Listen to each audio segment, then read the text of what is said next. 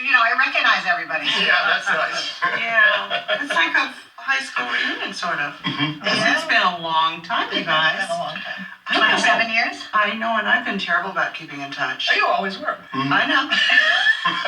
You're consistent. We talked about this last time we were on camera. And When were we on camera last? your show, The Vicki Show. the Vicki Show. You had a. You had a talk show back in the 80s. Oh, that's right. I remember that. Yes, I remember that. I did an episode of it, that's right. Everybody recalled everything in detail except me. I said, I don't remember that. Who did that?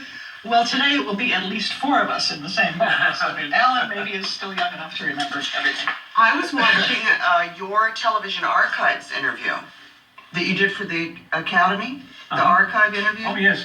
I don't know why. I was researching you for some reason. And you had this long story about how you became Philip on the Eunice special. And you said, well, many people played Philip. Roddy McDowell played him. And I'm like, yeah, that's correct. Alan Alda played him. No, he never did. Tommy Smothers played him. I'm like, well, Kenny, no, he never did. I was told that. No, they actually played Children of Mamas in sketches on the Carol Burnett show. I'll be damned. But only you and Roddy McDowell ever played Philip. And then you, I don't know how, do you know how you became Benton? No, it was sudden. And I didn't even know that it was going to happen. And Philip was a character that was successful, and he was smart, and he was, so the audience in those days for the sketch was seeing this crazy family through his eyes, and identifying with him. And then I played that part, and I thought that was the part that I had been signed to do on Mama's Family, the television series. Really? Yeah, so I went to work. So, and Kenny told me. And it said Benton. Yeah. And you said, who the hell's Benton? Like there was anybody smart on Mama's Family. Like Philip. Well, that was the second time. After we were on the network for 2 years, and then we were off for 2 years, and then they sold it to syndication, and I went to Fox in Hollywood, and I get out of my car in the parking lot, and I hear Alan, whom I've never met, say, "Hi, Uncle Vent," and I thought, what? I didn't have any idea. It's so very mysterious, Mama's Family, isn't it? I was so excited, I just called everybody by their character name for the first month. Yeah. Well, what was it? It was, forgive me, but I thought it was quite, a privilege to have a parking space next to Ken Berry. I pulled in, and there's my name on I got my own parking space. That was big. And then Kenny's parking space was right next to mine. It took me 40 years to get my name on a chair. So we pulled in at the same time, and then there he was. Did I drive my impressive car that day? Nice. What were you driving that day? Was it a Porsche? Yeah, it was a Porsche. When I'm trying to impress people, I used to drive my Porsche. And it looked good. What'd you bring today? A 97 Honda van. See, you don't get it anymore. The paint is gone. Things are doing really great outside of that. I remember Big Al, Vicky's husband, and his Rolls Royce. Oh, Yes. yeah. And I was like, wow, Al, that is great. He goes, honey, there's one of these waiting for you out here. Oh. Wow, I just arrived from But New you don't York. drive. Do you drive? Did you drive? You drove when you were in LA, right? Sure. Oh yeah, well, you have to. How can you live here and not? My goodness. So I was talking to Carol about you, how you ended up on the show, and I think she was largely responsible for that casting because it was mandatory that we take lunch during All My Children on the Burnett show. That was just mandatory. And I thought, well, I don't think most people were watching it. I think Carol mostly. And I thought, well, I guess I'll get hooked on it because Carol's hooked on it. And we both fell in love. I mean, everybody was in love with you as Opal Gardner. And unbeknownst to me, I was actually watching thinking, God, I wish we could find somebody like that to play Naomi in the series. And unbeknownst to me, they were also thinking the same thing. So I remember when Joe mentioned, what would you think about Dorothy Lyman? I was like, hell yes.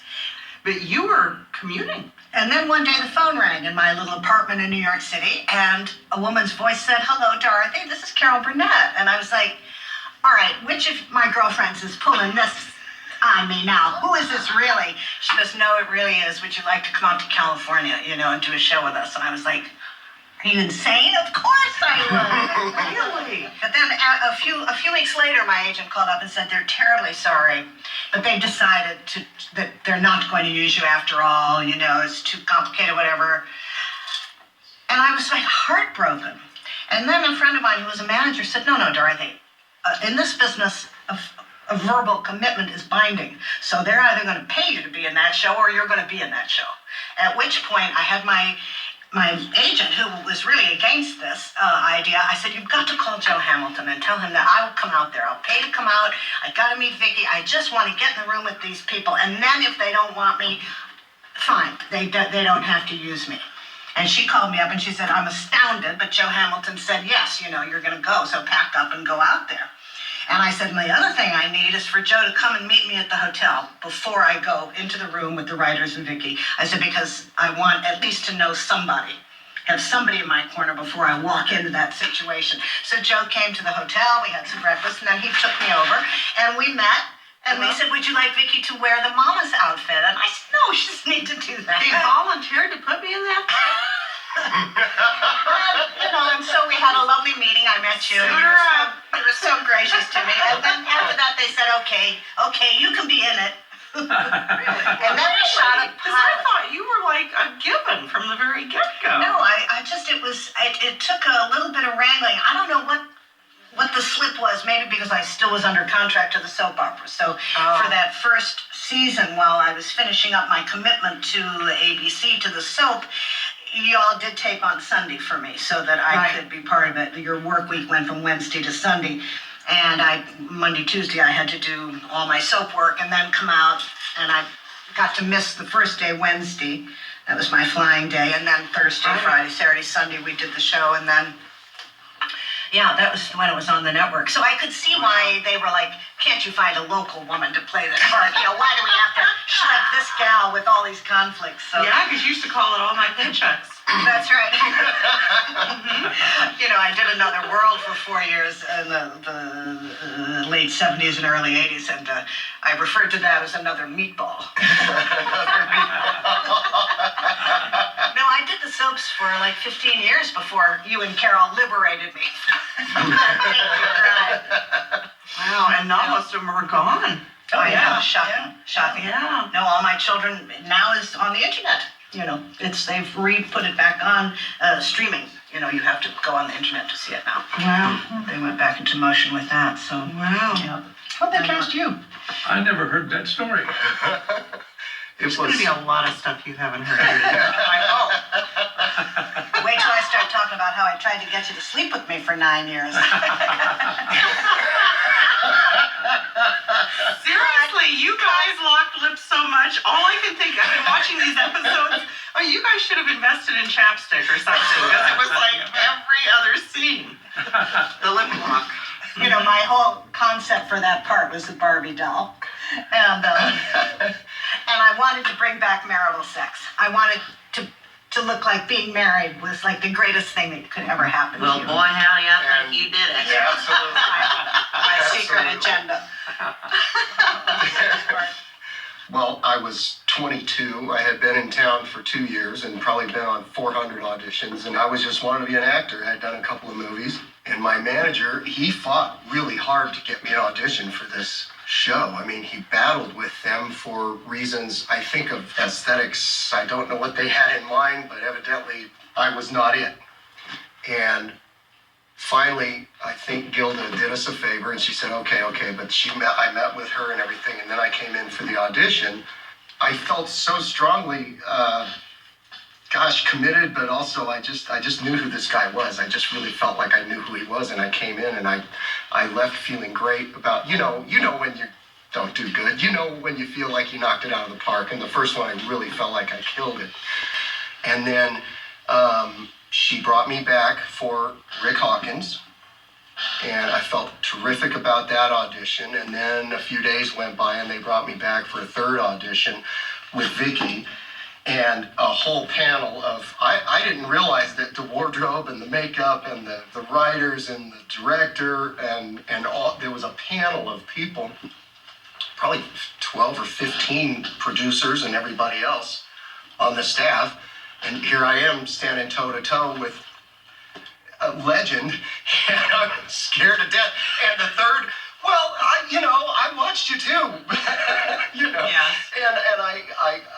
And the third one, I killed it. Best audition I ever had, ever. And I walked out of there, and just the look on your face when they introduced you to me and we did the audition, and I could tell Vicki liked me for the role. I really felt good, like she likes me. I just knew it. I think we had an instant chemistry.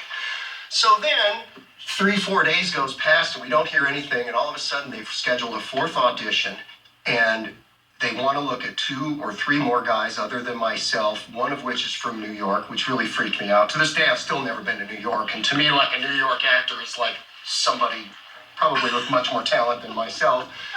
If I had the weekend to think about it, and so I mind screwed that for about 5 days, and I came in on the 4th audition, was the worst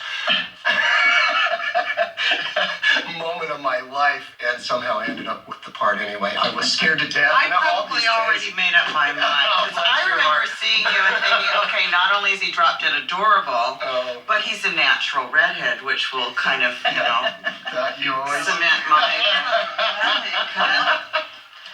yeah, people now maybe believe that I'm a natural redhead. It kind of goes with the whole family thing. You remember the name of the casting director? I still can't get past that. You Seriously, remember the name of the that's casting director? very impressive. Jeez Louise. Okay, what about you? Well, I don't remember much. Okay. You'll be surprised to hear. But I do remember sitting in the audition room reading the side and looking at about 6 or 8 gals or whoever. And I was reading this thinking, this is really funny. I really like this. This is really funny. And everybody else in the room was like rolling their eyes because they don't like sketch comedy. People weren't used to sketch comedy. So they weren't looking at it as sketch comedy. They were looking at it as, a different kind of sitcom, and they didn't know what the heck to do with it. But I just thought it was hilarious. And I remember absolutely nothing about the audition except I didn't know I didn't know what Raytown, Missouri meant. I didn't know what accent do you use for Missouri, So I just copied you. I'll just do what Vicki does. And the scene that Rick wrote, I don't know if you remember it, was the only thing I remember was gossiping about neighbors and Roselle Huplander. And how Roselle Huplander, and how she just, nobody just has a bad word to say about her. She's just wonderful. I remember when my sweet Dixie got off her leash and got hit by that car, about before we had time to call the vet, Roselle showed up with little Pyrex of Alpo. And I cannot forget that line. That's all I remember. Little Pyrex of Alpo. That was Rick. That was classic Rick. Oh my gosh, so beautifully written, his stuff. It was a style of comedy, of sitcoms, which fell out of fashion after we did it, or while we were doing it. And Friends came along, and suddenly it was all, terribly real and, sort of glamour and young. I mean, it wasn't... I think that's why this show is such classic television, because it really... It represents an era which really ended. Well, I think our fans are legions, and I can tell you because I'm around the country doing my show, which is half me and half Mama, and I think this show is a lot of people's guilty pleasure. Mm-hmm. A lot of people just laughed their asses off at Mama's Family for no good reason. And but when we first started on NBC, because we were green-lighted by Grant Tinker without a pilot, I don't think they ever embraced us at NBC. Well, I know they didn't, because Brandon Tartikoff was the head of development at the time, and he and all of his little young guns, number one, did not understand rural comedy, and number two, did not understand at all a young woman playing an old woman. So we were like almost doomed from the get-go over there, I feel like. Yeah. It was sort of, I remember, you probably remember, Kim, they kept putting us in horrible time slots. Yep. Like, we'll stick you next to the Love Boat and see how you do there. And we would do okay. So, well, damn it, we're moving you next to Magnum P.I. Jesus, is this a gift? Thank you. They just kept sticking us in these horrible slots until I think they felt like they had the ammunition to cancel us. And because I remember the young guys hanging around, the suits, hanging around that show, just Warren absolutely having Littlefield. no idea what was going on. They just didn't get it. And then when we were canceled after 36 episodes on the network, almost 2 years went by because I had time to have a baby, And my youngest son Jackson was 10 months old when we went back to work to produce The 100 directly for syndication. Right. But in that summer, they had done it as a summer rerun. They had put the 36 episodes on in the summer, and the ratings were so extraordinary that Laura Martella Pictures then decided to pick it up directly for syndication. Really? Yeah, Truly? yeah, because Because they our had done reruns did well. so well that summer. They had just intended to just run them that summer, and then that would be it. So, yeah. How then funny. And that's when all those changes happened. For, I guess, whatever reason, the network felt they needed those two young kids in the network version Gone, and who never really, bless their hearts, I'm not sure they really ever got too much of a chance to shine there. But then they reconfigured the whole thing for the syndication. I think they still felt they needed some young eye candy. And then they needed, of course, another antagonist for Mama. And when we premiered here, and of course it was first run syndication, so it was on in different markets at different times on different affiliates all over the country. Right. But I remember here in Los Angeles, it was on Saturday evening before the Cosby Show.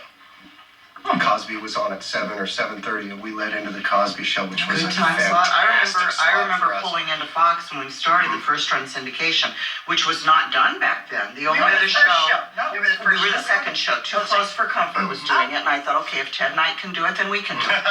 But it was not really done, and it was almost like working in sort of a vacuum because you weren't really embraced by the television community. Right. You were like little orphans, sort of. Yeah. Um, And did they ever consider, were Rue and Betty just busy, or did they? by Well, that time between- she was on Golden Girls. Yeah, they left for Golden Girls between the network and the syndicated version. I lost them both. Right. Yeah. Then they killed off Aunt Fran in the first episode. Right. Well, Yeah, we well, had to that because she was Rue. busy. Yeah. Has Rue left us for real? Yes, she has. And oh my gosh, she was so gone. You guys. Well, would you? No, you wouldn't have been there for the audition. But she came in totally in Fran drag Really? for that audition. And there was just never any question at all that she would be Fran because she Really? was. Oh yeah, and do you remember rehearsing with? I remember her being such a stickler about the props. I wanted to kill her. Because the plastic silverware wouldn't do it. It had to be real silverware. Our prop guy, Steve, she used to drive him You said she insane. had like her own little prop locker, and it was all of her props, and they were all organized. He would and- collect yeah. for her because she was such a lunatic about everything needed to be the way it was going to be. She was just a fanatic. But she tickled me when they have the tape on the floors indicating that these are stairs, and Yeah. tape, and she'd come out and she'd go, Tiptoe up every individual. March up. "Was really going down the stairs?" I loved it. She was incredible. Just that brain, that thought process was just incredible. Yeah. What about Effie? She wasn't in network. And Effie? I'm sure she was because that was Dorothy Van, and she was one of our writers. Yeah. Ain't Effie. So and Effie was in the first incarnation They were as there well. from the get-go. Yeah, I don't know if you ever saw Aunt Effie. And I is know you heard her. Oh. is the original head writer cryogenically frozen? Yes. Dick Clare's head is cryogenically frozen. And Did he announce that at the time? Was that his plan? yeah, I knew about yes. it. Wow. Yeah, that's. Yeah, that is his plan. Yeah.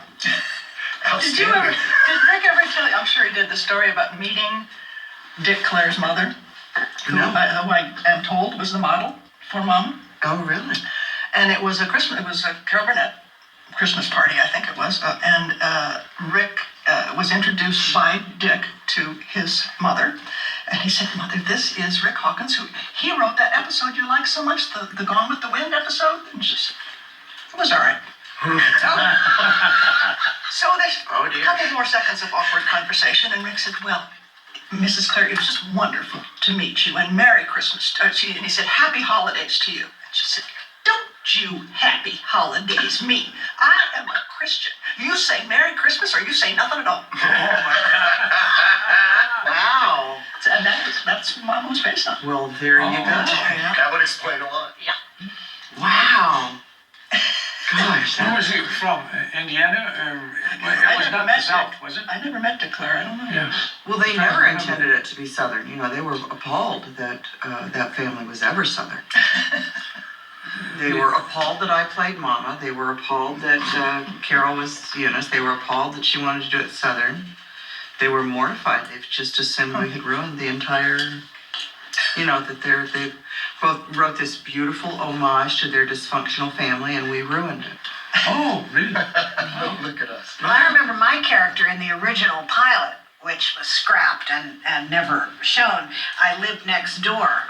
We weren't married in that one. There is an episode. You're in the first episode as the next door neighbor. Yeah, and I had like 6 kids or something on the line of watch. And you and I the character was conceived as someone that you kind of came over and, you know, could talk to. It was not a part of your family, but Iola. I guess. Yeah. No, she was Naomi Oates. Yeah, it was Naomi Oates. No, I'm saying she's a neighbor. The same Oh, friend. yes. Friend. No, but we didn't have a pilot, and that was a lot of the problem for the writers, because they had to kind of figure out, they had to get from the family on the Burnett show to Mama's family, you know, and make it a fun sitcom and figure it out on the ground while they were running, you know. So when did you get married? Well, You said- we shot that. Early on. We shot that one where I was the neighbor.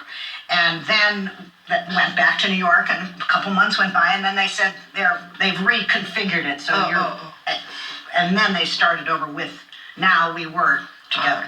Or the first episode was our wedding.